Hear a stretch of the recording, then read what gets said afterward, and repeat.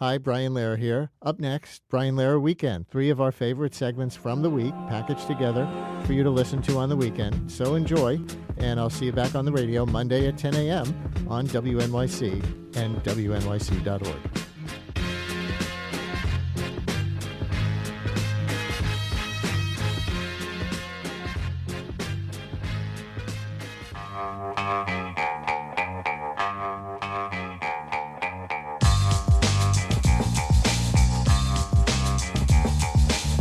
It's the Brian Lehrer Show on WNYC. Good morning, everyone. Last night, our senior political reporter, Bridget Bergen, hosted a really interesting event in our theater, The Green Space. Maybe some of you were there. Maybe some of you watched it. It was an interview and audience Q&A with Mayor Mamdani, built around the history of perhaps the most famous and universally respected past mayor of New York City, Fiorello La Guardia, who served from 1934 to 1945. You know, he was revered enough to have both an airport and a Broadway play named after him.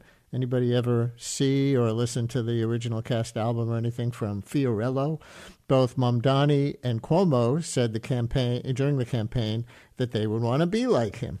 So the event was part history, part newsmaker interview with the mayor, part Q&A with students and faculty from community colleges in all 5 boroughs. That was most of the audience.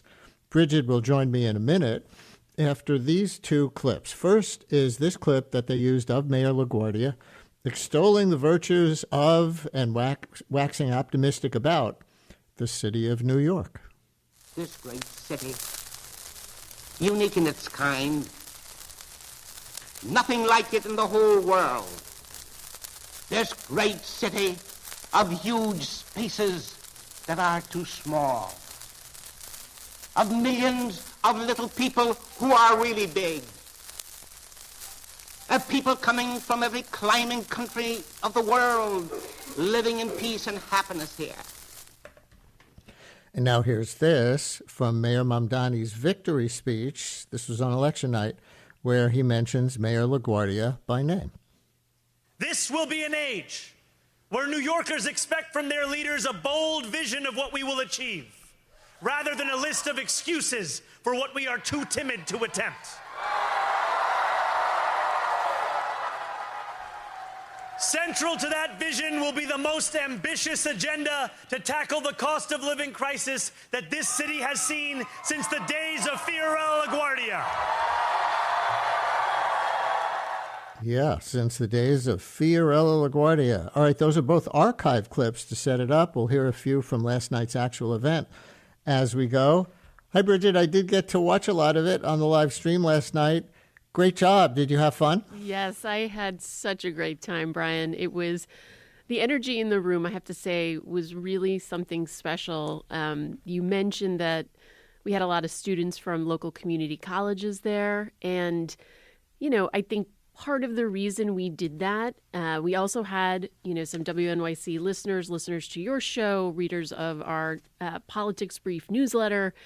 But we wanted to have that room filled with people who, were really thinking about the future. And we thought, what better way, particularly since we were going to be holding up the legacy of Mayor LaGuardia, why not start with, students who are at LaGuardia Community College? And then from there, we're very fortunate, thanks to your senior producer, Mary Croak, who connected us with the head of their public history program, Stephen Petraeus, who is a professor there. We were able to connect with community colleges across all 5 boroughs. And so to have those students represented in the room, people who are so committed to the future of New York City and also have a deep understanding of the affordability crisis, we thought that is a real way to have a different kind of conversation with the mayor than he's probably had in these many 100 days conversations he's been having.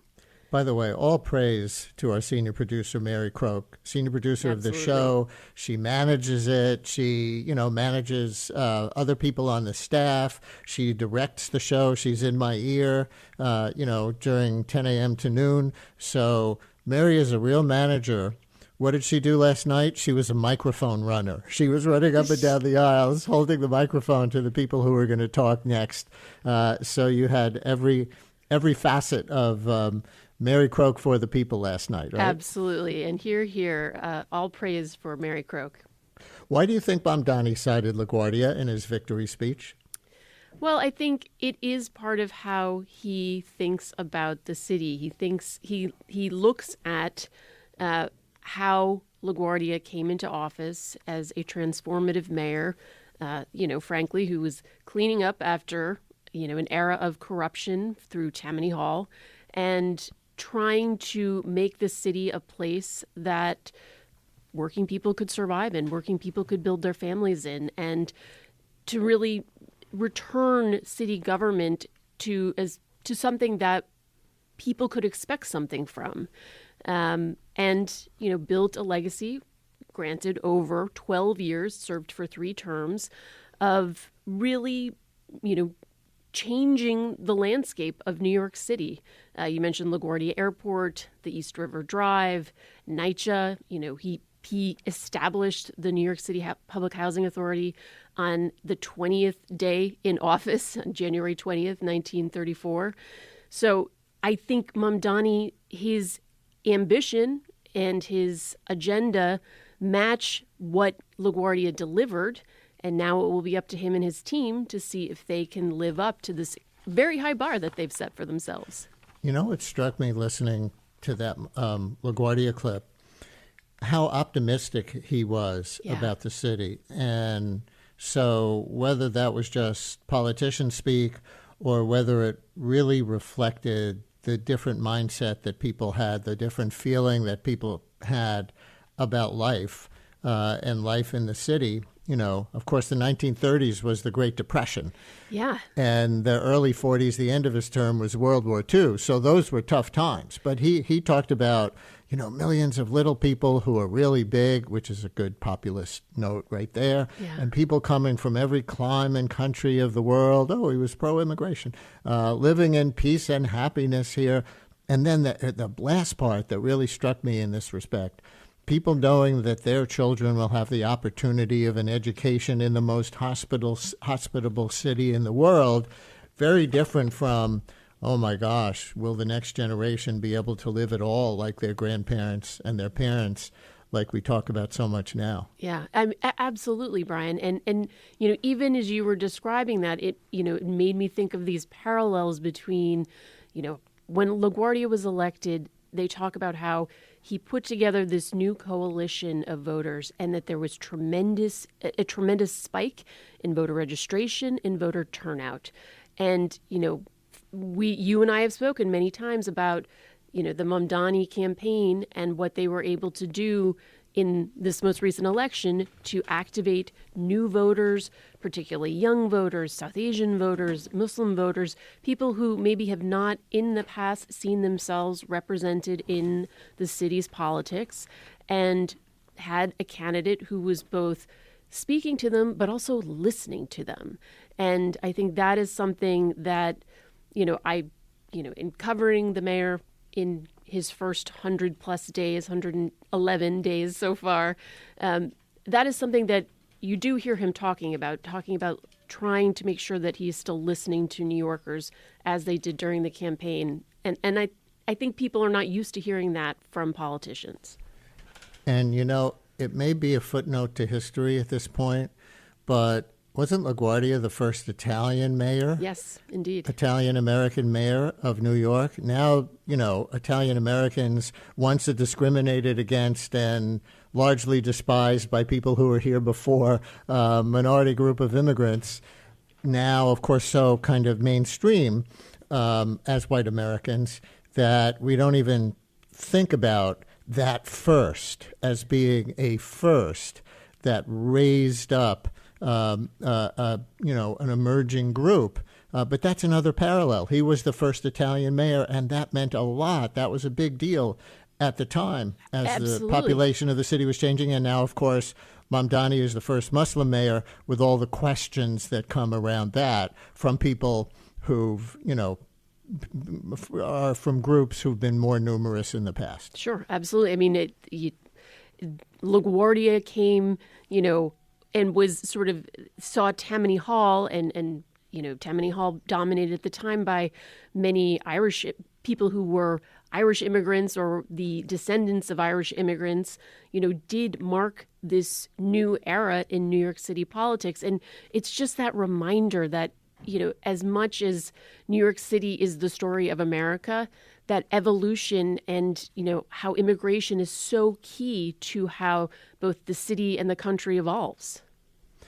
Listeners, anybody out there right now attend or watch on the YouTube stream the Bridget Bergen, Mayor Mamdani, and a panel? We'll talk about the panel that followed the mayor, too, a little bit, and invoking the history of Fiorello La Guardia event last night. Was anybody there and want to follow up in any way, or anybody else with a question or comment for Bridget about the event and other themes and news that was made at the event that we'll discuss, or just things for her as senior political reporter in the Mamdani era now here at WNYC? 212-433-WNYC, 212-433-9692. You can call or you can text 212-433-WNYC,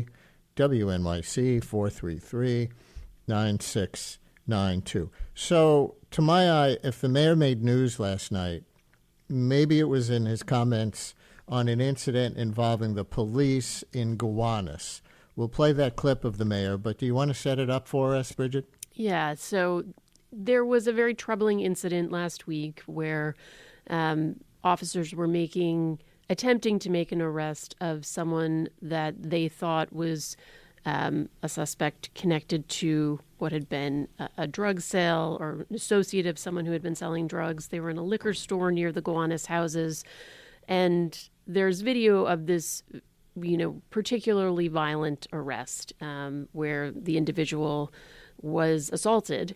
And it is something that, many people saw on social media. The police commissioner condemned, the mayor had condemned, much of that particular unit has now been reassigned. But my question to the mayor was connected to some reporting that my colleagues here in the WNYC and Gothamist newsroom had done, going to Gowanus houses and talking to the residents there about their experience, their impressions, and what their takeaway was, as awful as this particular incident had been, that this was not a one-off, that was more reflective of their experience with the police. So I asked the mayor, what did he think needed to be done? What would he do to repair that relationship with the residents there and the police? First and foremost, we have to understand that New Yorkers expect us to deliver safety and justice hand in hand. And for a long time, they've been told as if they have to choose between the two. And what we saw, as you said, in that video was not only incredibly disturbing, but also unacceptable.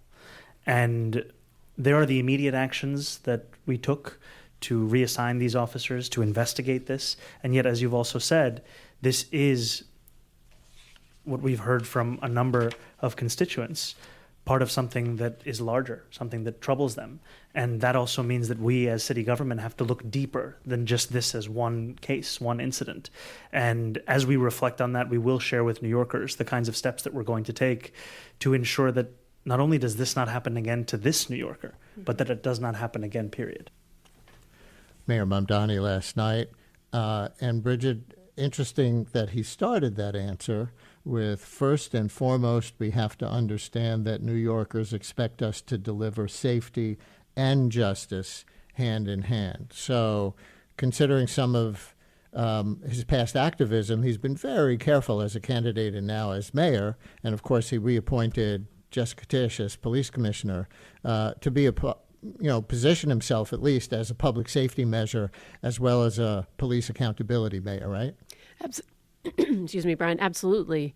And I think that was something that he was trying to underscore in his response. And, I appreciated the fact that he said, that that they will communicate back to us and to New Yorkers about the steps that they plan to take. Because I think that gives us, as reporters and as journalists, an opportunity to then follow up over time and ask, okay, so what are the next steps here?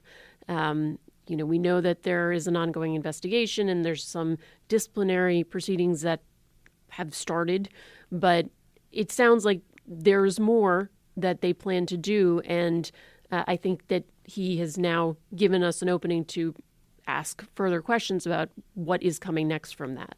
Right. And he suggested there that this shouldn't just be looked at as an isolated incident involving, the individual officers who've been reassigned. Is that the word he used? Yeah. While the investigation continues. But also, I guess what he was suggesting there was, hey, police brutality is a systemic problem, and we're going to look at it structurally as well, correct? Absolutely. And at this point, we know that he has hired a deputy mayor for community safety, and that is something that his administration is trying to build up. This, what ultimately I think they wanted was an agency that would be part of his criminal justice plan.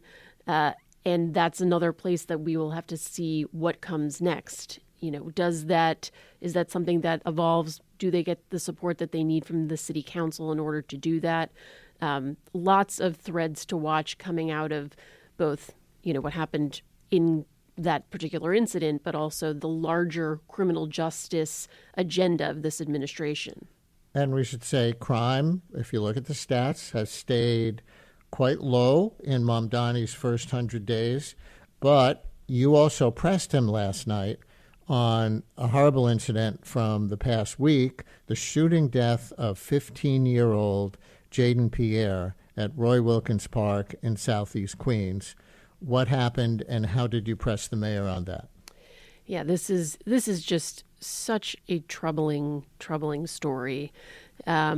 This is the story of a young man who was at a park, as you mentioned, Roy Wilkins Park, and he was surrounded by some other kids. He was ostensibly there, had gotten permission to go play basketball. It was actually going to be a water balloon fight that he had heard about on social media, according to reports. The reports are that several other kids there proceeded to start beating this kid up, and kids were filming it. And it escalated to the point where he was shot and killed. Video of his death was then shared on social media, including by former Mayor Eric Adams, who was, I think, rightfully outraged, but then asked the question, where is Mayor Mamdani on this? So I posed that question to the mayor to see if he wanted to respond to the former mayor. Wait, you mean Eric Adams, because I didn't know this. Eric Yes. Adams sort of trolled, would that be a fair word? Trolled Mamdani by going to the scene? No, he didn't go there, but he shared the video that this piece of video that had been shared, and I see. of And the criticized incident. But he Mamdani did- for not personally going to the site. Yes, which this is something that I think we have seen mayors in the past. It I think is both a reflection of style, perhaps over substance. Mayor La Guardia, in fact, was known for showing up at fires and, incidents, just was everywhere when things happened. Mayor Adams, similarly. Mayor Mamdani has had a different style than that. And, I wanted to know if he wanted to respond to both Mayor Adams' criticism, but also to comment on, the broader tragedy of what had happened in this park. And what did he say? We don't have that clip. He did not want to respond to Mayor Adams by any means. He just said very quickly no, but he did talk about how, ultimately how tragic the incident was, and that it was something that, his administration needed to, pool together the resources to combat gun violence, and that was something that they were very much committed to doing. I think, to me, his response reflected an awareness of this problem that is frightening and thorny and very difficult, but that they are committed to focusing on, and that will be part of the purview of this new deputy mayor of community safety.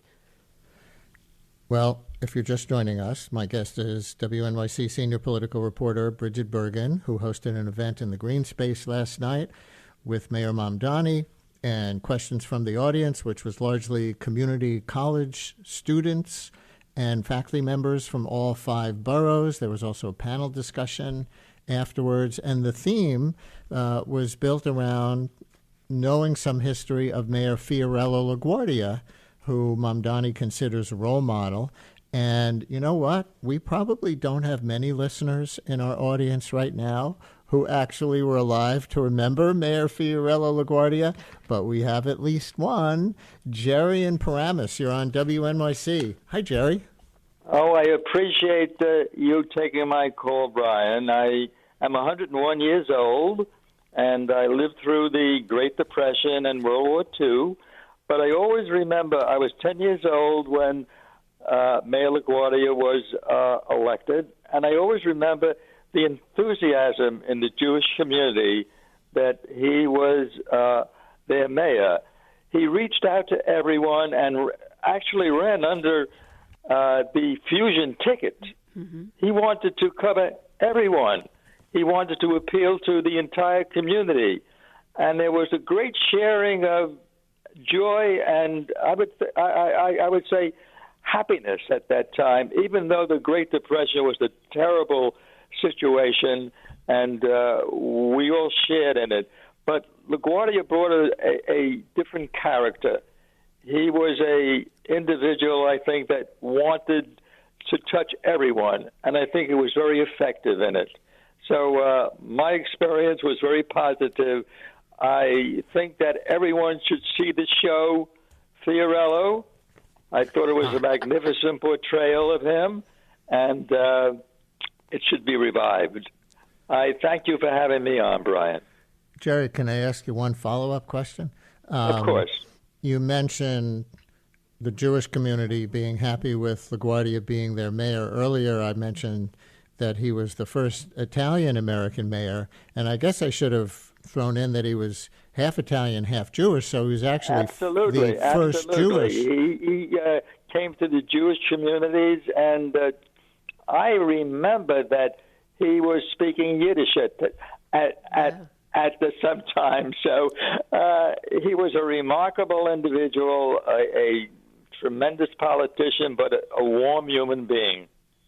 Wow. Jerry, I'm sure listeners, I don't know if this is, an insult to even bring it up, but I'm sure listeners are thinking, man, that Jerry sounds great for 101. So whatever you're doing. Brian, let me tell you this, that you are helping me live longer because I listen to your program every day, and I'm thrilled to be able to just listen to what you say, and your listeners are marvelous. So keep it up, and as long as you keep it up, I'm going to be around. Oh, Jerry, okay. Now you just gave me reason to keep going for decades more.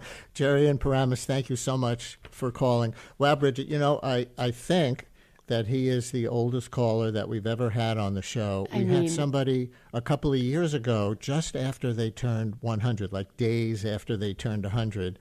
Not everybody identifies their age. Sure. And I know we've had callers in their 90s, but there you go, Jerry at 101. Remarkable. Pretty incredible. That was so remarkable. And Jerry, Jerry sounded amazing, but Jerry also reminded me, of the fact that LaGuardia was, this transformative, amazing mayor. That is what we focus on, but he had this amazing career and life, and spoke 5 languages. Had been in Congress fought in fought in the war. Just an absolutely tremendous individual. And then to hear Jerry say that he was 10 years old when LaGuardia was elected, I mean, Jerry is a tremendous individual. That was such a fun call. The only question I would have asked him is if he's in Paramus, so he's not a New York City voter, but is he following Mayor Mamdani at all? But that was very cool.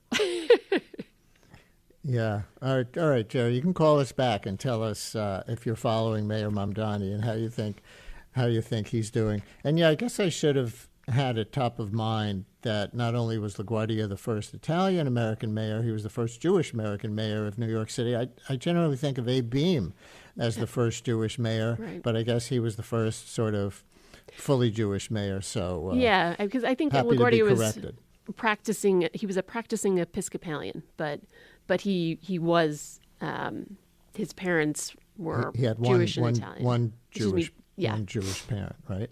All right, we're going to continue with Bridget. More clips from her event last night. More calls from you. I don't care if you're 101 or if you're 1, 212-433, WNYC, call or text as the Brian Lehrer Show continues.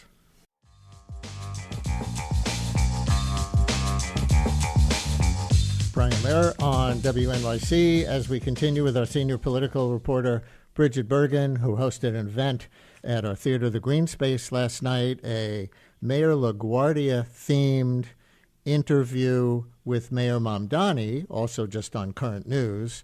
A panel discussion followed and questions from the audience. We'll play at least one of those as we go. The audience made up largely of community college students from community colleges in all 5 boroughs, and a few faculty members as well.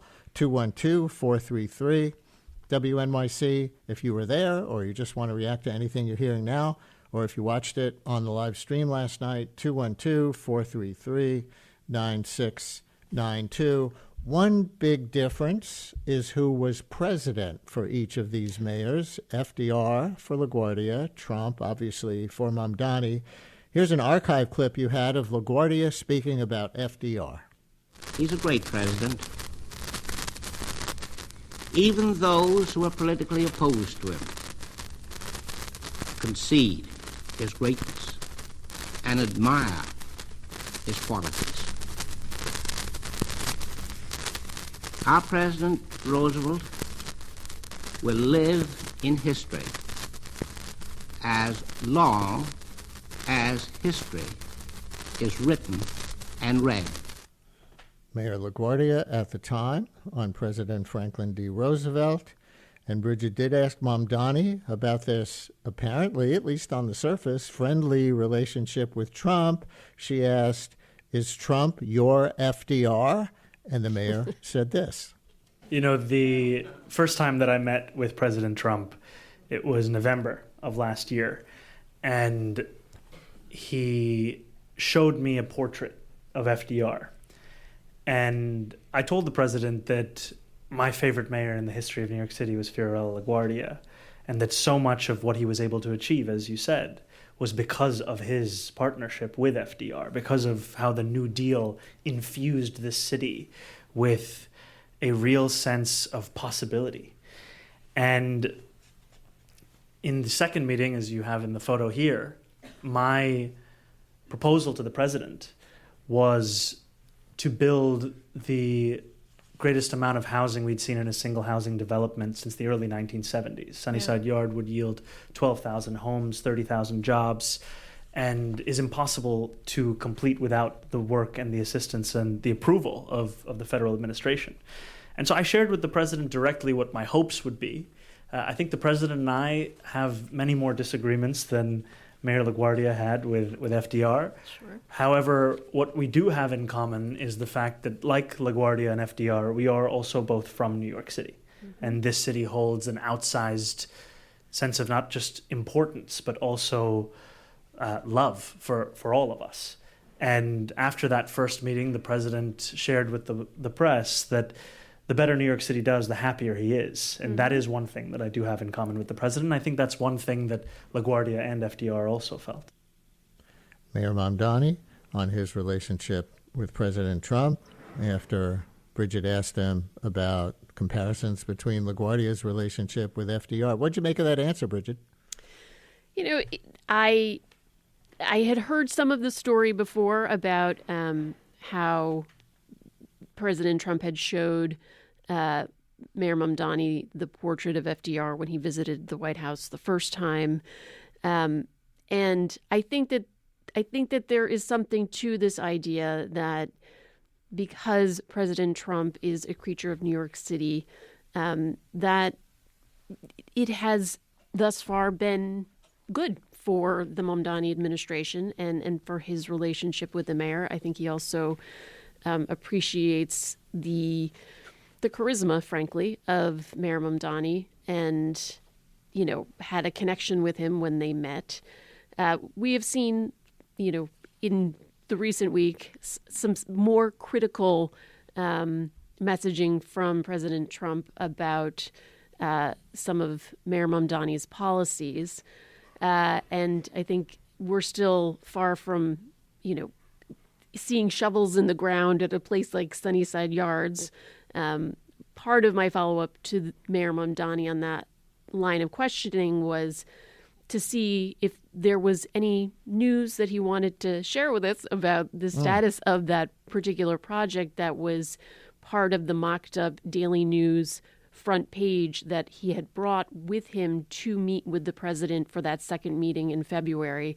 And that became the photo that many of us have seen. There was no press conference like after their first meeting, but there was this image of Mayor Mamdani standing next to President Trump in the Oval Office with these mocked up front pages. One, the sort of classic old Ford to City drop dead, and then the contrast being Trump to City, let's build, talking about Mayor Mamdani's proposal for building over the Sunnyside Yard rail yard in Queens. And so that was something that happened in February. We wanted to sort of press him a bit on that. And, ultimately he said when there was more to share on the status of that project, he would be sure to let the public know.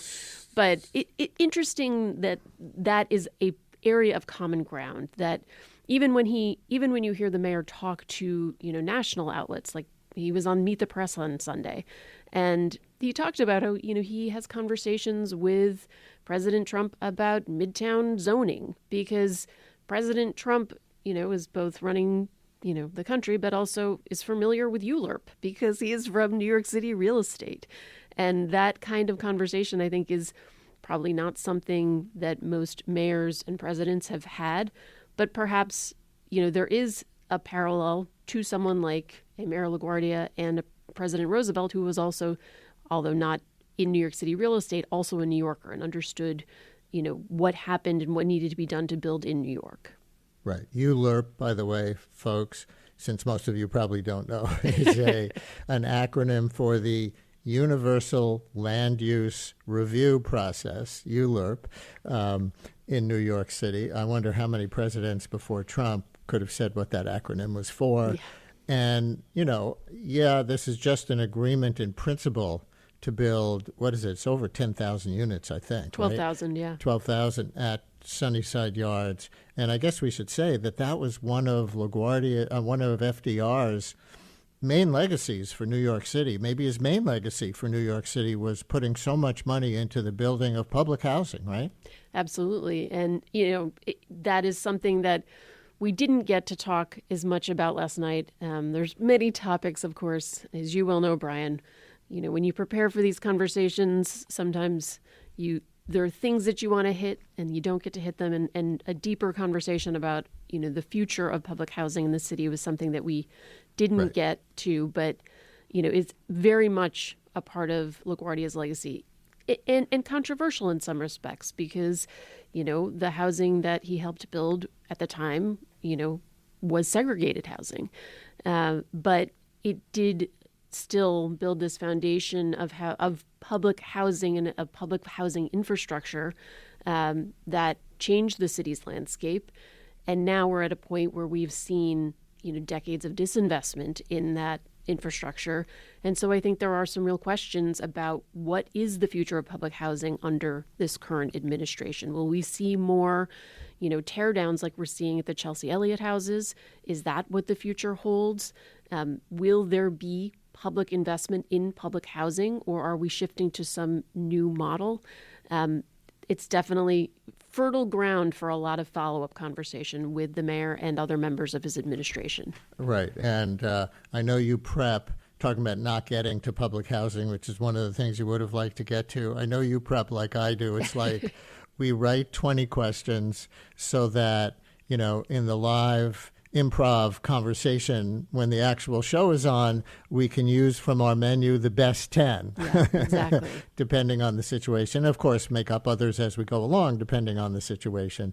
But yeah, a little behind the scenes, folks. We almost always leave some questions on the table because that's actually part of how you get to the best segments. All right, we're going to talk about and play a clip about one of the big differences that Mamdani obviously has with the Trump administration. But first, I want to take a call from Melissa in Long Island City, who it looks like hosted a watch party for your event last night. Bridget. Hi, Melissa. You're on WNYC. Hi there. I run a voter guide called Soft Power Vote, and we hosted a watch party at a bar in the Lower East Side called Beverly's. It's an artist-run bar, and actually one of the descendants, I hope she doesn't mind me mentioning this, but one of La Guardia's descendants joined us, and we were just kind of talking about his legacy and also his impact on the arts and just public access to services like housing. I live over by LaGuardia Community College, and then some other people that were there, some other friends were also kind of like wondering why we're talking about LaGuardia, and I thought that was like kind of like a fun parallel to keep the conversation alive, especially about his legacy and about his impact. Of course, we all know LaGuardia, the airport, and we see his name around town, but it's nice to know and reflect on the legacy. And I think as you guys were talking about how he collaborated with the president at the time, FDR, and then also LaGuardia was kind of, I don't want to say forced to, but the legacy of his collaboration with Robert Moses. I mean, I know there's a lot of criticism with the mayor of collaborating and taking meetings with these people, but because of that, New York City was able to capitalize on, I think, like a quarter of the CWA funds at the time during the New Deal, and was able to champion all of these public infrastructure projects that kept New Yorkers working during the Great Depression. So definitely like interested to see how the current mayor champions the arts, and I know housing is a big deal, and so it's nice to kind of provide that space for people who are still wondering about why LaGuardia is important and the parallels between him and the current mayor. That's so Bridget, cool. Melissa. Melissa, that's so cool. I'm so glad you guys did that. I hope you enjoyed it. And, as Brian and I were just saying, in the many topics that you prepare for, but, end up having to leave on the table, LaGuardia's investment in the arts, you think of a place like City Center and restoring it to its full glory and making it a place where working people could go and see theater on their schedule, so timed at a different time, so it wasn't, the late night after dinner, but when they got out of work, they could go and see theater. That is part of his legacy. And in the early days of the Mamdani administration, among some of his first announcements were partnerships with arts organizations that were trying to make tickets available to New Yorkers at discounted prices, and to make the arts something that are accessible, that it shouldn't be a luxury. It's part of why so many of us live in this city, to be able to experience that creativity and to make sure that everyone can experience it. So that was a parallel that I wanted to get to, we didn't get a chance to get to. And, there's just this wonderful photo of Mayor LaGuardia who used to love to conduct the New York Philharmonic. And, just for the visual, Mayor La Guardia was about 5'2", kind of a squat guy. And so this image of him conducting the Philharmonic is such a fun image. And when you look at it, I wonder what is the kind of version of that we might see from a Mayor Mamdani over the next few years. Will he conduct the Philharmonic, or will he do, something else on social media? Or similarly, like the image of Mayor LaGuardia smashing slot machines and, as he's cracking down on vices, is there some version of that? Certainly Mayor Adams, we saw some of that. I remember images of him seeing those dirt bikes being crushed, but will Mayor Mamdani have a version of that? It's something that's so interesting. I'm glad that there was a group of people who were having that conversation. It makes me so happy. Thank you, Melissa. Thank you so much. By the way, the listeners are always keeping me on my toes. A correction to my description of the acronym ULURP. I said Universal Land Use Review Procedure. It's not universal, it's uniform. Oh, yes. So, yes, the Uniform Land Use Review Procedure. So I stand corrected once again by a Brian Lehrer Show listener. I thought one of the most striking moments of the night as I watched the live stream came from a student question. So we're going to play the student's question and then the mayor's answer. This is Christina, a student at Bronx Community College, followed by the mayor's response. You'll hear what the issue is. Seriously, I wanted to talk about ICE on our campuses. I'm not sure if it's a CUNY-wide, standard of how we should be attacking this situation, but at least on BCC, this is the protocol. If ICE comes to campus, the CUNY guards will make sure that they have all the proper documentation. Thank you. Make sure they have all the proper documentation. And if they don't strong arm their way onto campus, they will be taken to an office in which CUNY officers will then retrieve the student and deliver them to the ICE agents. This is a problem. And it will just erode the trust between institution and student. So we need your help. We did mention this to the Senate meeting that we have, and we were told, is this the right setting for you to mention this? And I believe any time to mention such a thing is the right setting. So please, can we just get across the board, CUNY, no ICE on CUNY, and what can we do as an institution to support each other, that we keep each other safe on our campuses? I do share your opinion that it's always the right time to ask that, no matter what setting you're in. First and foremost, I'm going to follow up with my team around what CUNY policies are and what they need to be. I think we've seen a number of times where we are proud of the sanctuary city policies we have in New York City, and we also want to be clear that, and I'll say this as the mayor, I do not want a future of the city where we learn how to deal with ICE. I believe that ICE should be abolished. And I've said this both publicly and privately, and I've even told the president directly that I believe that ICE raids are cruel and inhumane. And I think that they don't do anything to serve in the stated public interest of public safety. And so on the specific policies, I'm going to look into that, and I really appreciate you raising it. And on the broader level, I think we need to ensure that as we know what it is that we're fighting against in a political sense, we also have to know what it is that we're fighting for. And I believe that when it comes to immigration at a national level, we have to be fighting for a vision that has much more humanity at the heart of it than what it has become. All right, Christina, student at Bronx Community College, asking the mayor a question and his response. Bridget, she laid out a protocol where CUNY officers will hand students over to ICE if ICE's paperwork is in order. Did that seem to be news to the mayor, or did you confirm that that's actually a thing? So I have not fully reported this out yet, since the event last night. I did receive a notice from a source at CUNY who pushed back on that and said that, in fact, CUNY works very hard to make sure students are safe on their campuses.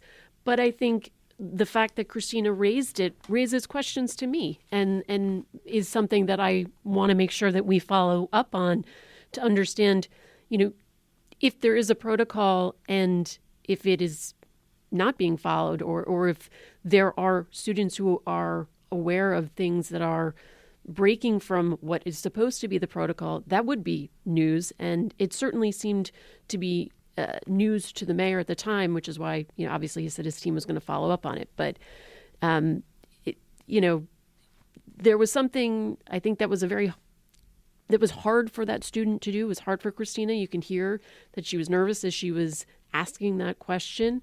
But, this is something that is, I think, very much, it's real for these students. And if this is something that they're witnessing and seeing, then it's something that we need to report out.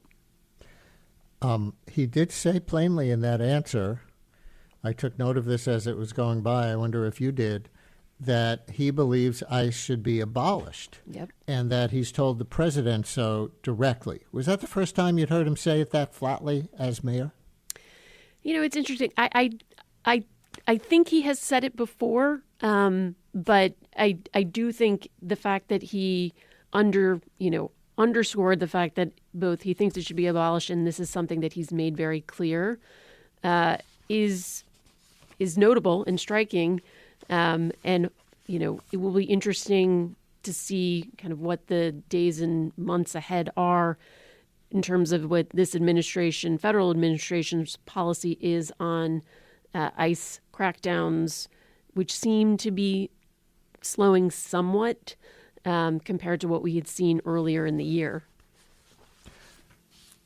We're running over time. Well, actually, a follow-up to that. Does the mayor say, as a matter of policy, what would happen to legitimate immigration enforcement? Because there is some legitimate immigration enforcement, I think he would say, some legitimate deportation. If ICE was abolished, how would that happen? Do you know what his response to that would be?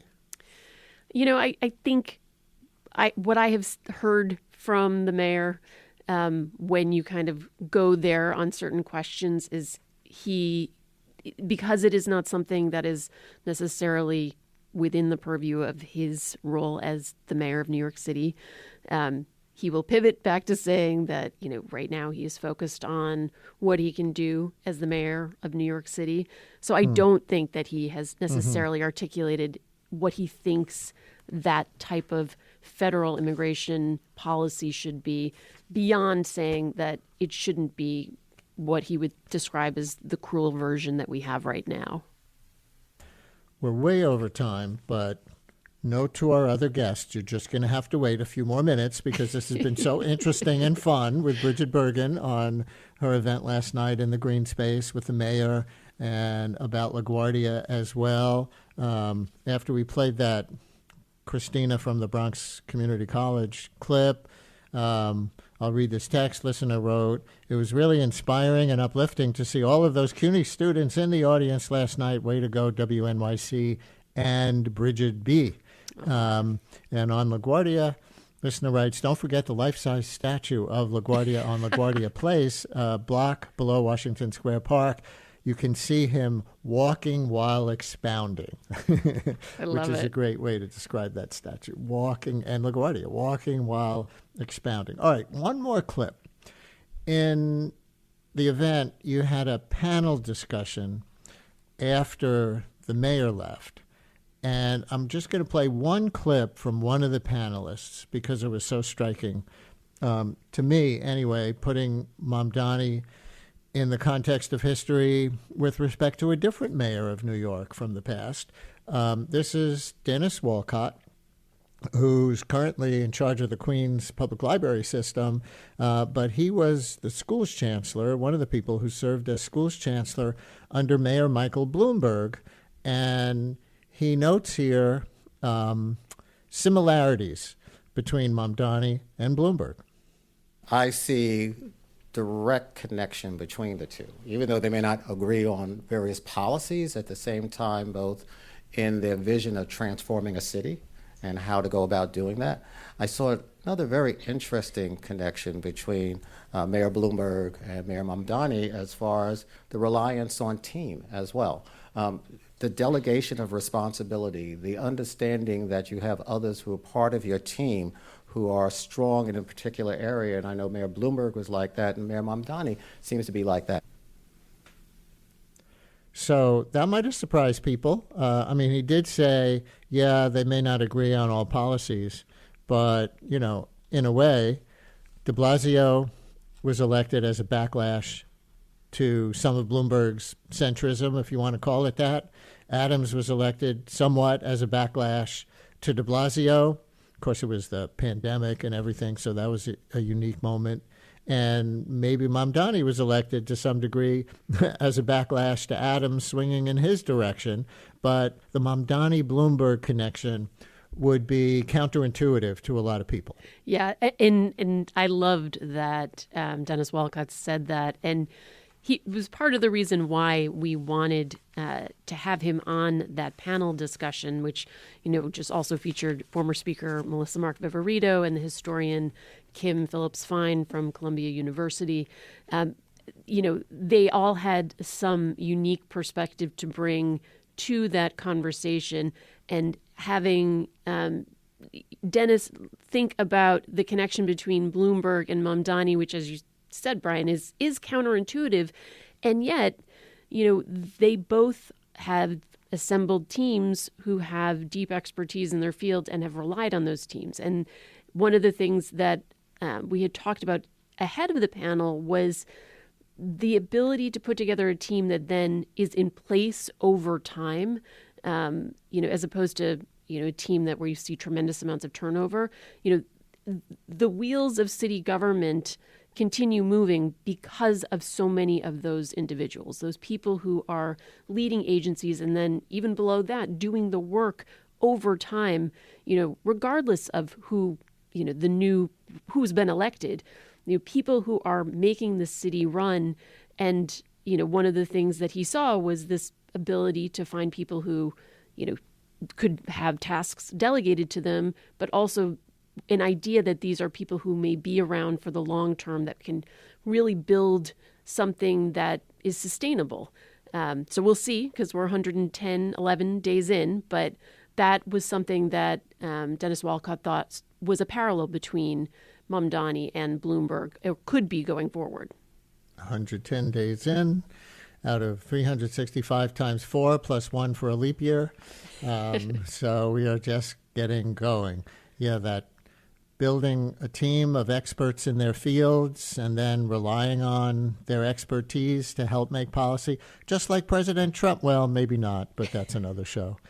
Bridget, great job last night. It was awesome to watch as an audience member watching the live stream. Really excellent, and thanks for, you know, getting up right away and coming on with us and breaking so much of it down. Thanks, Bridget. Thank you so much. It was a real pleasure. I can't believe Jerry called in. That's still going to be my takeaway. Wow. So many texts saying Jerry was an inspiration. We should have him as a regular guest. So, Jerry, thank you one more time. All right, Bridget, thanks. Thanks, Brian.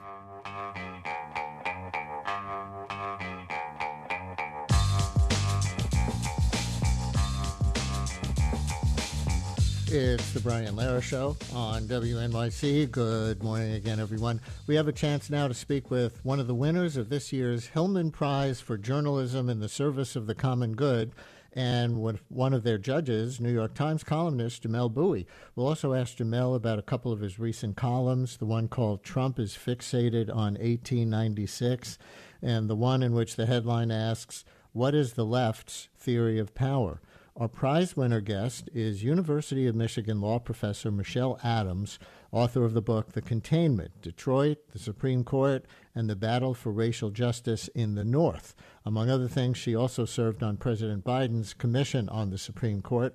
Jamelle, it's always great to have you on with us. And Professor Adams, congratulations on your Hillman Prize and welcome to WNYC. Thank you so much. Great to be here. It's a pleasure to be here. Jamelle, for listeners who may know the Pulitzer Prize or the Nobel Prize, but not the Hillman Prize for journalism, would you, as one of their judges, do a little intro for those listeners? Absolutely. The Hillman Prize honors Sidney Hillman, the great labor leader of the New Deal era. It is focused on books, magazine articles, news articles, radio journalism, video journalism, broadcast, all kinds of stuff. We award all kinds of stuff that is done with an eye towards the public good. And historically, the Hillman has gone to work, obviously, around labor, around civil rights, around questions of foreign policy, but again, all focused on the what is being done with the goal of pursuing the public good, the common good. And this year's the 76th Hillman Prizes. So the Hillman Foundation's been doing this for a minute.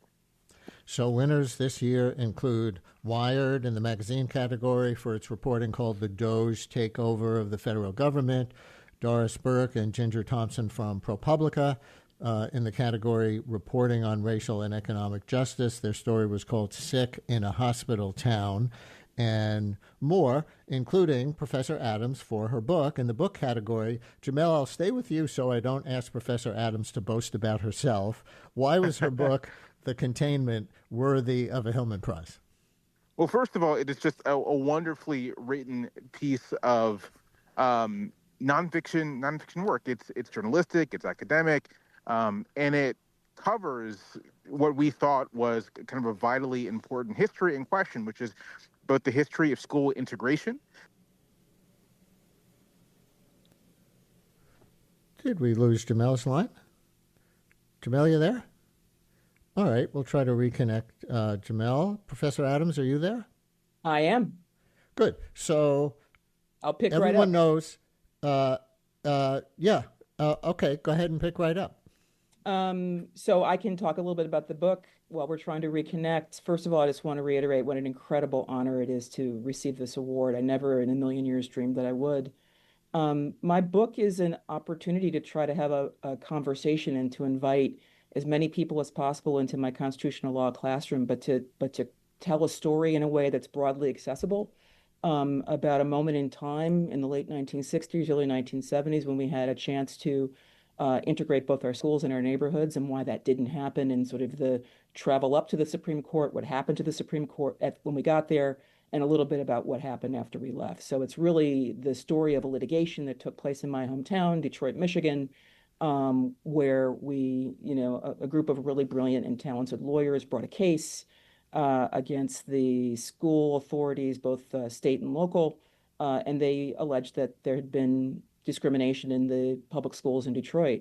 And the really interesting thing about this in 1970 was that everybody sort of was focused on what was going on in the South, and suddenly now we had the question of whether you could establish a Brown violation in the North. And so my book is about that story, and it's told from the perspective of many incredibly interesting characters and people. And I had an opportunity to interview a bunch of folks who have now since passed, and so it was really a labor of love for me. Yeah, I guess we could say everyone knows Brown versus Board of Education, in which the Supreme Court intended to desegregate schools in the South in 1954. Not so many know about Milliken versus Bradley, which I think you'll say perpetuated segregation in the North in 1974. Is that Correct. A decent way to put it? I think it is. I think that, everyone's taught about Brown, at least a little bit about Brown, and then all the knowledge kind of just falls off, whatever happened to Brown. And so some folks maybe can trace that in the South. But what happens when you have effectively what lawyers call de jure by law segregation in the North, but there were no state laws that required it? Was it impossible then to actually have a Brown violation? And it turned out that in the North, what we were doing was we were segregating our schools, but we were using different kinds of methods. And so really what the book is about, it's about Northern Jim Crow. We had a nationwide policy of Jim Crow, but we sort of had regional variations. And so my book is about the Northern variation of that. And what's so amazing about the trial in this case that led up to the Milliken versus Bradley case in 1974, and what I didn't know when I first started researching it, but I learned as I did, was that a group of lawyers in downtown Detroit in the early 1970s basically put Northern Jim Crow on trial, and they basically showed how both housing and school segregation were perpetuated and were created in the North. And it was just a moment in time where you get a trial court judge who is really suspicious of their case, and then by the time they're done, ends up becoming one of the nation's loudest voices in favor of school desegregation. So it was an opportunity to tell that story. The Hillman Prize people say you show how that case shaped an enduring resistance to affirmative action and civil rights reforms.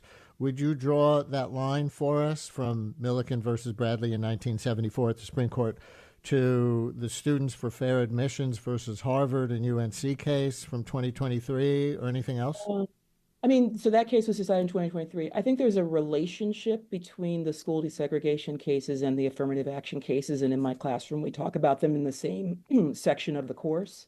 But the point, I think the way that there's really a relationship is just that when we get to the Supreme Court and when the trial judge had decided that the state of Michigan and the city had violated the Equal Protection Clause, and when he decided that the best way, to remedy that was to have a metropolitan wide school desegregation order that would have affected about 50 different school districts across southeastern Michigan, including Detroit. When we get to the Supreme Court sort of ignores all of the things that happened below, and it doesn't really take up the idea of Northern Jim Crow. And it really does kind of put back sort of this idea that we're going to have race-conscious remedies and puts them on the back foot. And I think that's where you can begin to see this sort of leak into other areas of the law, including affirmative action. Listeners, anyone out there who read Professor Adams' book or wants to say or ask anything about the case, Milliken versus Bradley, and its relevance today, or her book, The Containment, or anything you always wanted to ask Jamelle Bouie after reading one of his columns, but you never had him over for dinner, 212-433 WNYC 212-433-9692. Call or text. Jamelle is back with us now. Jamelle, just on the issue, supporters of the 2023 decision and the current anti-DEI movement would say people should be judged on the content of their characters and not grouped by the color of their skin. The same argument that was used against Jim Crow, they would say. How would you respond? I would. So two things. The first, just with regards to the book, I wanted to add before I got dropped there, that part of the reason we wanted to award the book is precisely because there seems to be further retrenchment in the present day from the goal of an integrated society. And I think telling this particular story helps illuminate that. As for responding to that claim, I think what I would say is that the aim of civil rights laws, the aim of integration and desegregation wasn't simply to treat people by their character, but to end systems of subordination, right? To end systems of subordination, to end systems that group people by class and then put them at the lowest level of society. And so I often think that response to, say, affirmative action programs, to DEI or whatever, is somewhat missing the point. It's sort of almost a non sequitur, right? We're not talking about judging people not by their character. We're talking about being attentive to the legacies of subordination in this country and looking for ways to deal with those legacies of subordination. And that does actually mean recognizing who was subordinated. Professor Adams, your book is specifically about that case in Detroit, where, as you say, you come from. Listener writes a text question: how did this impact New York City? Do you have anything on that? Yeah, I mean, the book really does take place between around 1968 and 1974 in Detroit. And so it's very much a story that's rooted in Detroit. So it doesn't speak specifically to what happened in New York City. I think it is, though, a general approach to thinking about northern desegregation and northern segregation and northern Jim Crow. So obviously New York's in the north, Michigan's in the north. And so some of the same kinds of techniques that we saw were used to segregate the schools in the city of Detroit were common across the north, including New York. You served, I see, on President Biden's Supreme Court commission. Do you think the court needs reform in some way that serves everyone, or Republicans would argue that people on the left just want to change the court now because they've been losing a lot lately? I think that there's a long history of people who, feel that the Supreme Court doesn't have their ear wanting to change the court. There's nothing really new about that. If you go back to 1937, FDR had a court packing plan that he put before the Senate Judiciary Committee, and it died there. So this is nothing new. I mean, to be honest, I think the way that I would think about this is to step back and think, how did we get into this situation to begin with? And the answer is we have to win elections, right? And the focus has to be on winning presidential elections and winning the Senate, right? Because the Senate is what controls, the Senate controls the federal judiciary. And it's not just the Supreme Court. What we want to be doing is making sure that there's good political control there. And so I'm sort of less focused on what are the different kinds of things that you might be able to do constitutionally now to be able to express displeasure with the Supreme Court. And what I want to do is sort of refocus the conversation and making sure that that elections are won so that, you can get, you have that each party, that both parties have equal opportunity to be able to place nominees on the Supreme Court as well as the lower federal courts, which are vitally important. So, Jamel, let me use that as a segue to your recent column called "What is the Left's Theory of Power?" What do you mean by theory of power? In the context of that piece, I'm talking about its sort of theory of constitutional power and constitutional authority. How does it envision what the Constitution is as a political document? Does it have a particular constitutional vision that it hopes to instantiate? The political right certainly does. It has this kind of executive forward, almost, Smithian vision. Whoops. I think you accidentally muted yourself, Jamel. Can you hear me? Can you unmute? I do not know why I keep muting myself. But does to continue, does the left have any kind of vision for what it wants the constitutional order to be? That's sort of the question of the piece. And I'm kind of riffing off of a really interesting piece in the Law and Political Economy website blog that is sort of thinking through this question as well and looking at the deficiencies of the current sort of constitutional order. So you argue that the right has a theory of constitutional power and the left does not. Would you compare and contrast a little specifically for our listeners?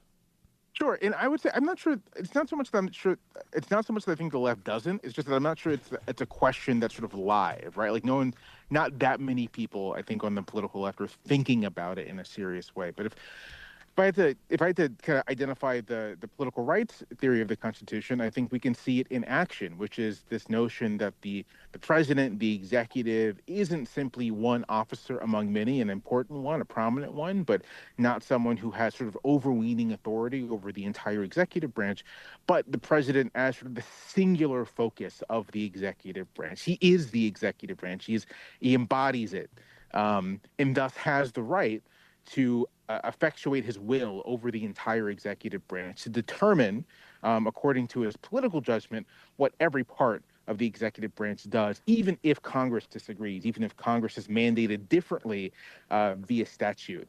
And this vision of the executive is in turn against, I think, what conservatives view as the parts of the American state that shouldn't be there to begin with. The administrative state, the legacy of the New Deal, the regulatory state, civil rights enforcement.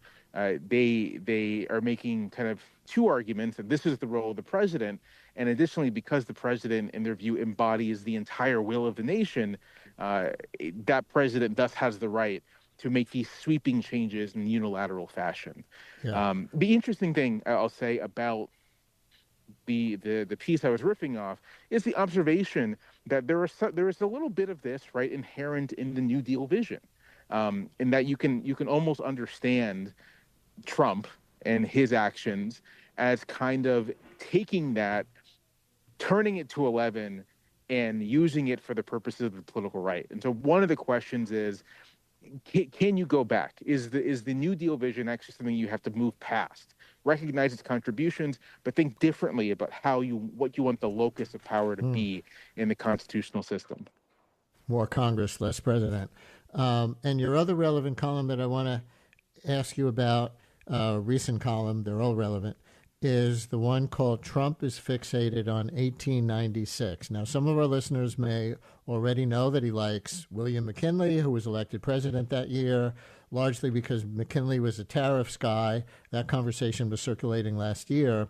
What was new to me in your column is that you bring the Iran war and the Venezuela invasion into the 1896 McKinley frame. Would you make that case for our listeners? Sure. This is a period where we see kind of the first real flourishing is the wrong word for this, but I can't think of a better one, of American imperialism. Under McKinley, the United States fights the Spanish-American War, is taking territory in Cuba, in the Philippines, Puerto Rico, is engaged in imperial expansion, reaching out to Japan, to China, to open markets in an imperial fashion. Right, this is the age of the beginnings of American imperialism, and I really do think that even if Trump is not cognizant of this, although I think he might actually be. The coincidences are too strong.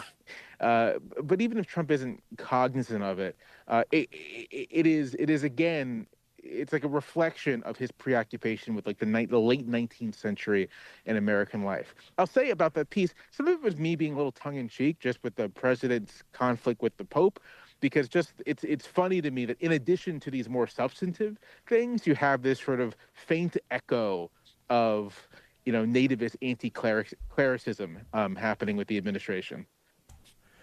Listener writes, Mr. Bowie is always interesting, illuminating, and insightful. I wanted to know if he's a political scientist, but I've never had him over for dinner and haven't been able to ask. Now you're asked.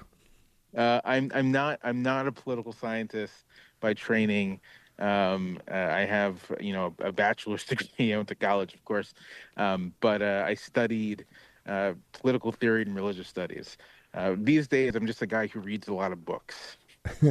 And Professor Adams, I gave Jamel the chance to comment on your work that won the Hillman Prize for Journalism in the Public Interest for your book.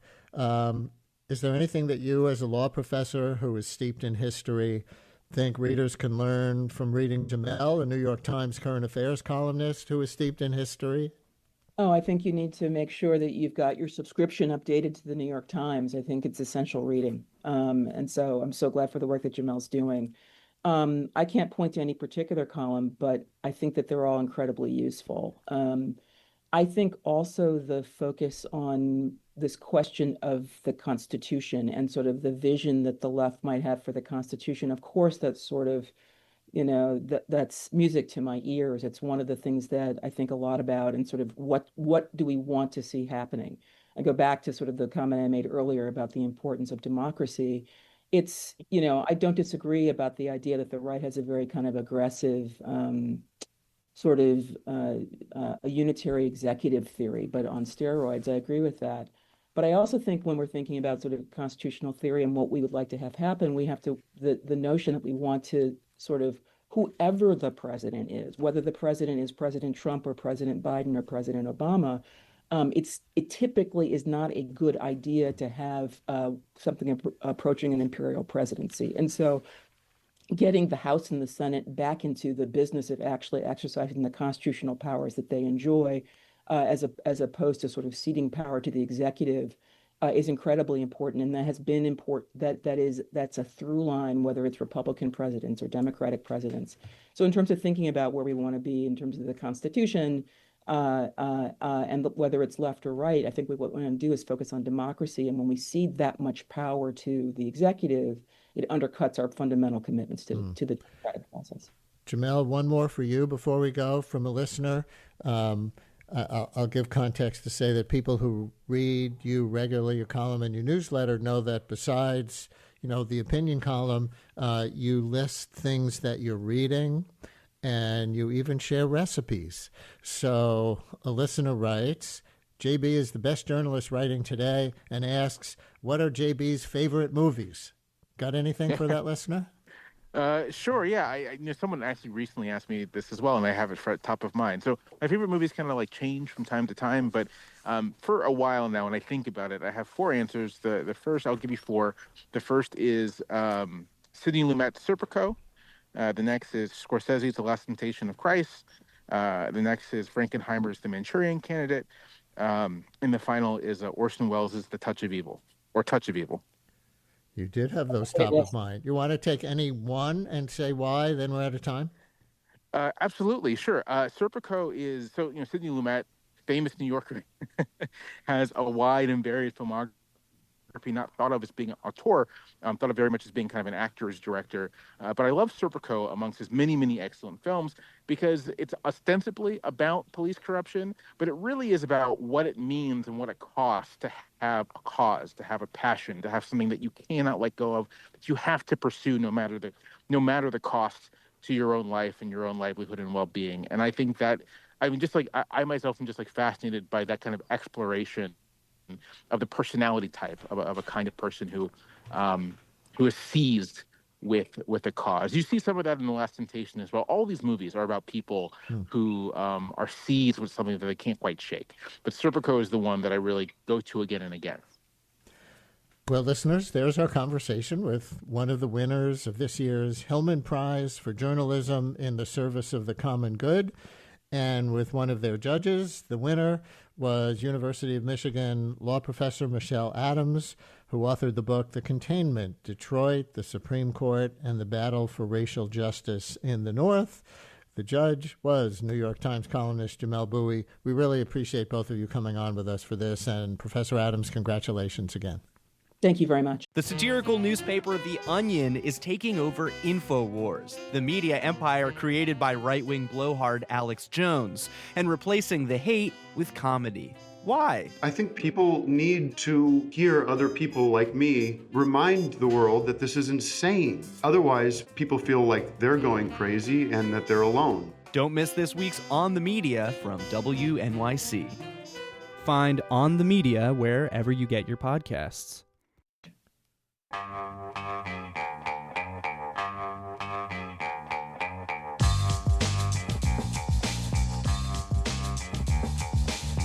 Brian Lehrer on WNYC. We have New York Times investigative reporter Jodi Kantor with us now. Jodi Kantor broke the Harvey Weinstein story, some of you may remember, with her colleague Megan Twohey back in 2017, which gave maybe the most fuel of anything ever to the Me Too movement. She and Twohey later wrote the book, She Said, about that investigation. But her new book is far from an expose. It's a, quote, slim little statement of faith, she says. For young people, people starting out in the work world specifically, it's called How to Start Discovering Your Life's Work, and it's out now. She writes, this life stage has never been easy.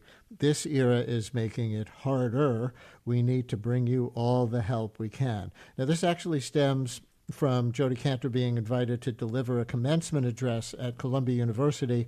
She found herself stuck on some of the questions that many graduates were silently asking, like how is anyone supposed to figure out what to do with their life in this economy, in this generation, in this moment in the world? And the result, based on the speech that she wrote for those new graduates, is this new book. So we'll talk about that, of course. We'll also talk about one of her big stories right now. Jodi broke the story of the Supreme Court's so-called shadow docket, the cases they take based on the justices' own agendas, not just the cases that come to them up the usual appeals process chain. So, Jodi Kantor, always great to have you on. Welcome back to WNYC. It's amazing to be back with you, Brian. Tell us more of the origin story of this book. When was that Columbia commencement speech? And tell us more of why that was a challenge for you. So this is a real New York story. About a year ago, I got an email from Columbia inviting me to give the undergraduate commencement speech. Obviously, a huge honor, but also, Brian, kind of a bad offer because you remember what was going on at Columbia at the time. I mean, it was just rancor and chaos and unhappiness. And my friends, like my Columbia friends, were like, don't do it. They were like, call in sick. Like, this is a bad idea. You're going to get booed. But something in me was like, give me those kids for 15 minutes. I suspect a lot of your listeners felt the same way. It was just so upsetting to see the depths to which this campus was descending. So I said, okay, great. Like, I'm honored. I'll do it. But I need to spend some time with students first because this is obviously a room I need to read very carefully before I speak. So I get on a Zoom with the students and they ask me an incredible question. I mean, Brian, you and I both love questions hard questions. Who cares about the easy questions right now, right? There's like, Yeah. there's no point. There's no point. So they say to me, Jodi, how in this crazy environment are we supposed to start and find our life's work? And the question just like totally grips me because I've covered employment my whole career. The Harvey Weinstein story was an employment story, among other things. I've seen the digitization of the workplace, which is now culminating in this AI moment. I saw their crazy circumstances. I mean, these were graduating seniors who had jobs in Columbia labs for the next year, like everything was set. And then the labs are dismantled and there's no job. And they're just experiencing tremendous anxiety about the workforce. And I knew they weren't alone because ever since Megan and I broke the Weinstein story in 2017, we had been invited to a ton of college campuses to talk about journalism, but those turned into conversations about work.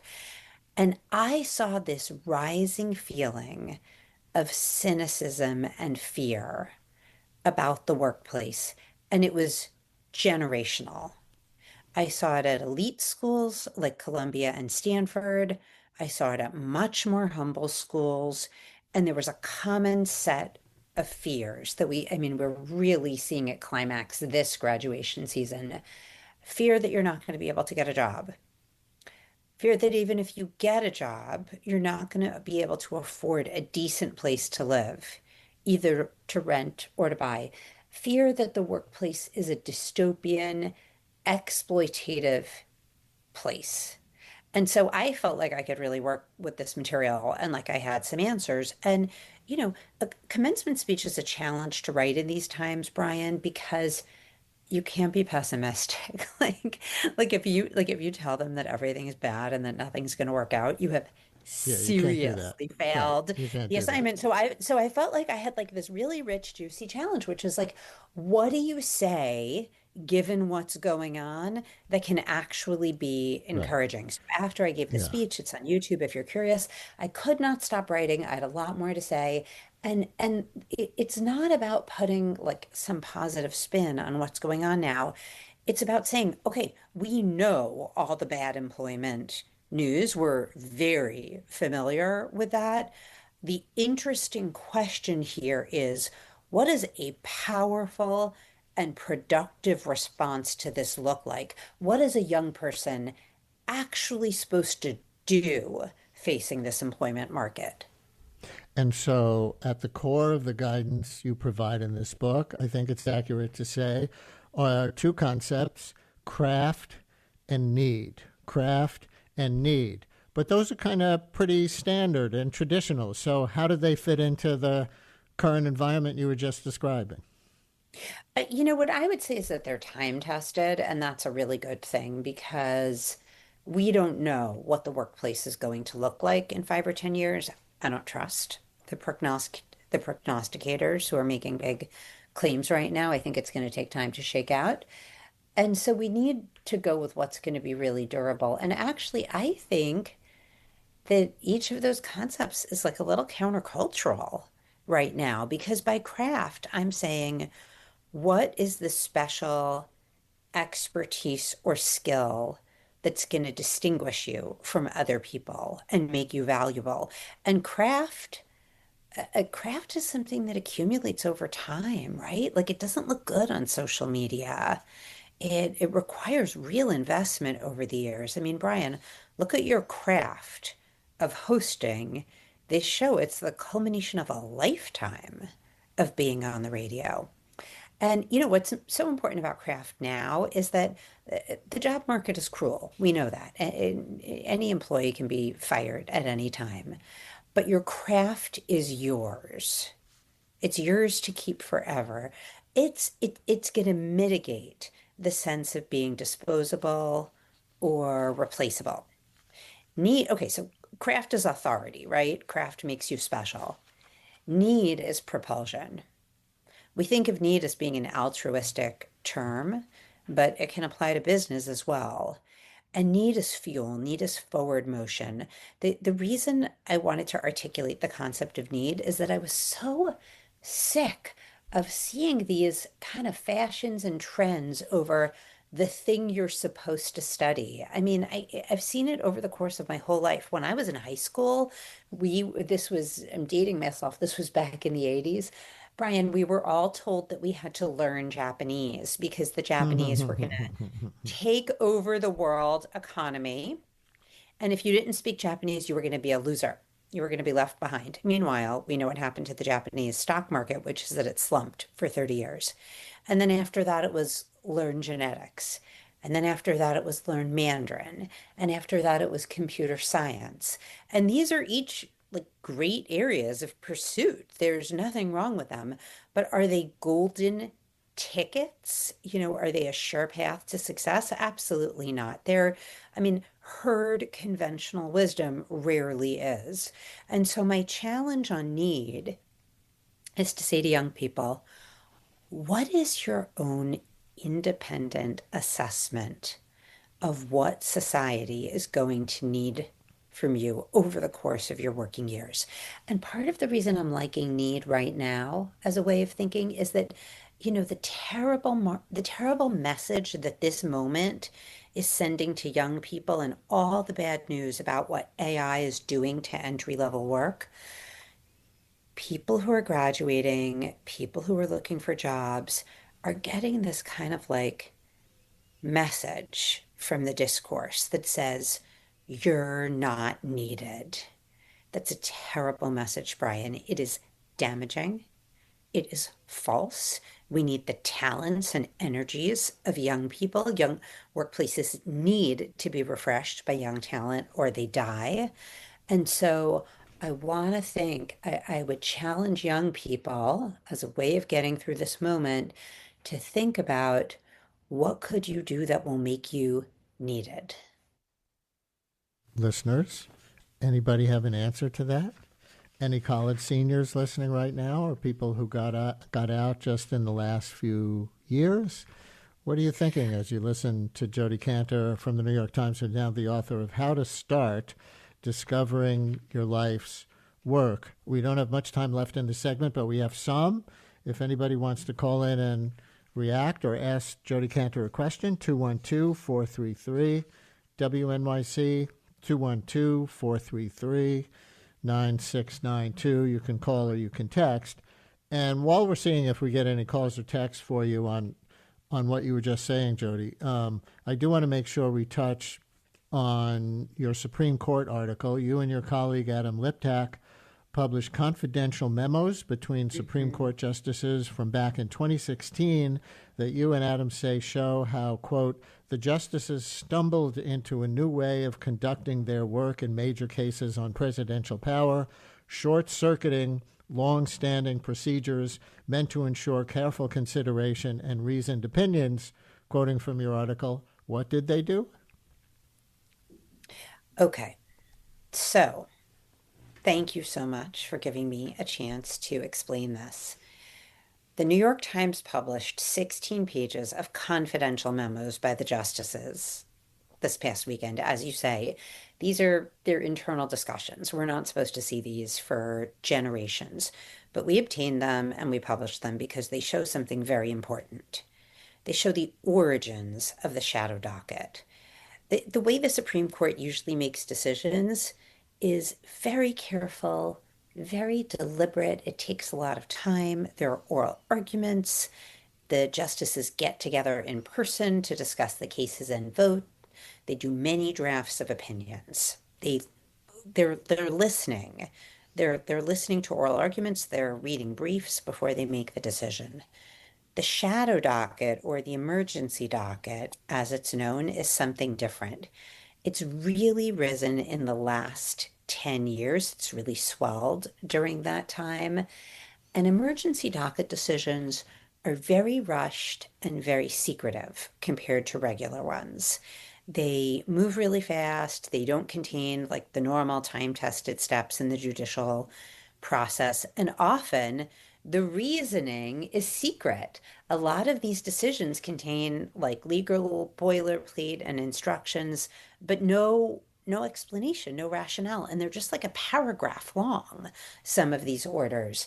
Now, That's very surprising because judges get their authority from writing opinions, right? Like, essentially, the only form of accountability we have for federal judges and Supreme Court justices is that they explain themselves most of the time in writing.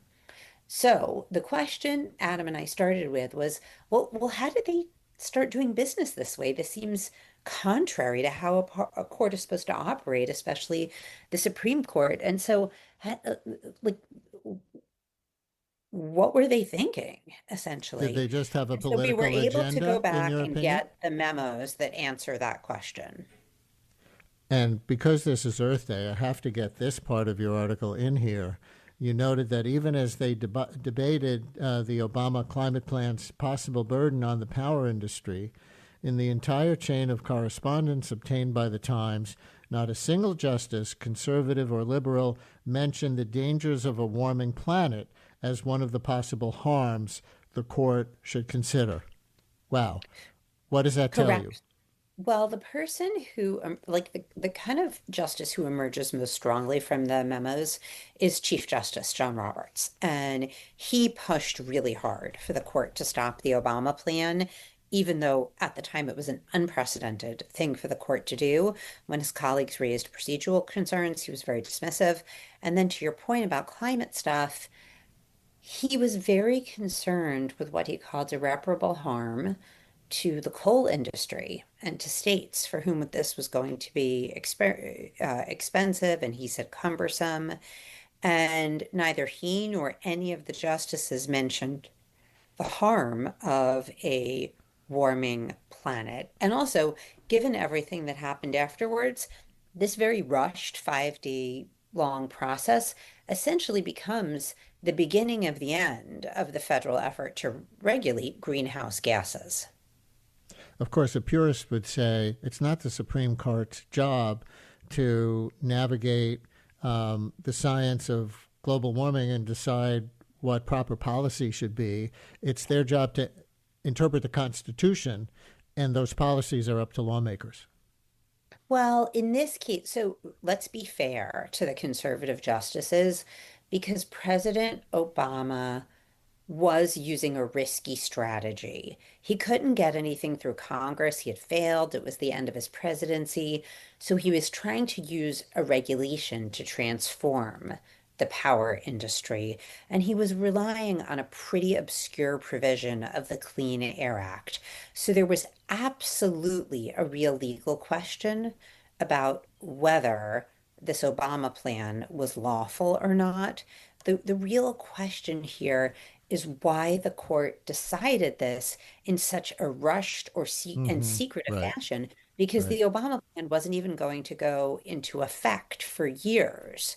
And so, why do this in a 5-day sprint in which you're not explaining anything to the Here, public?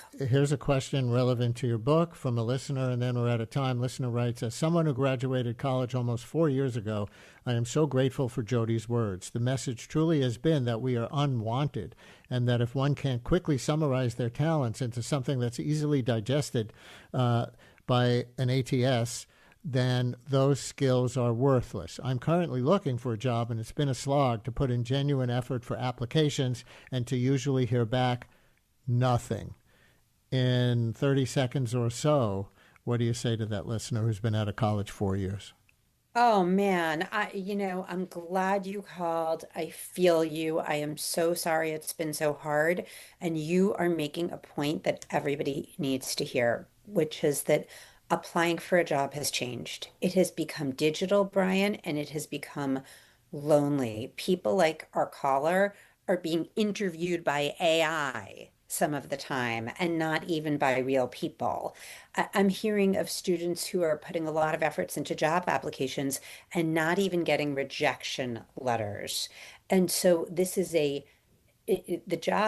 the hiring market is soft, as you know, but there's another problem, which is that this is a demoralizing, degrading landscape in which to apply for a job.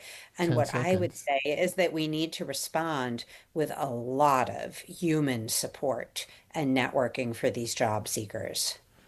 Can't do it alone. in the era of isolation. Jodi Kantor, New York Times investigative reporter. Her new book out now is How to Start Discovering Your Life's Work.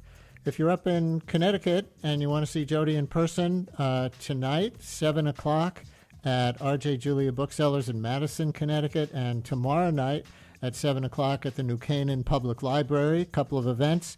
Jodi, thanks for sharing all your reporting and your writing with us. Oh, it's so great to be with you. Thank you.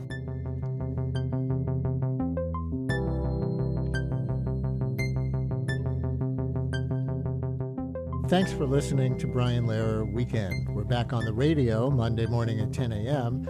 In the meantime, follow us on Blue Sky at The Brian Lehrer Show, where there's always a conversation 24/7.